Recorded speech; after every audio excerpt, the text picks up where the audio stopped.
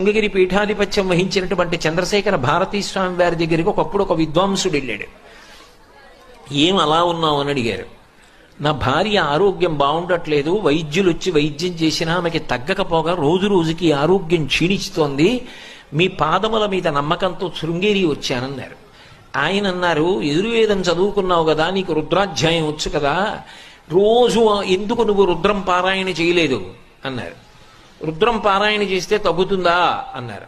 పారాయణ చేసి నీ భార్యకి తీర్థమి తగ్గుతుంది, దాన్ని మించిన పరిష్కారం లేదు అన్నారు. ఎలా? నేను మళ్ళీ ఇంటికి వెళ్లే వరకు నా భార్య ఉంటుందని నమ్మకం లేదు, జగద్గురువుల పాదం మీద నమ్మకంతో వచ్చేశాను, ఏం చెయ్యనన్నాడు. ఇంటికి వెళ్ళకు, తుంగానది ఒడ్డున కూర్చుని రుద్రపారాయణ చెయ్యి, పారాయణ చేసి తీర్థం నీ భార్యకి ఇస్తున్నానని, ఆ జపం చేసిన తీర్థం ఏదుందో దాన్ని భార్యకి ఇస్తున్నానని భావన చేస్తూ ఇక్కడి నీ భార్యకి ఏమవదు, బెంగ పెట్టుకోకపో, మొదలెట్టి తుంగానది ఒడ్డునన్నారు.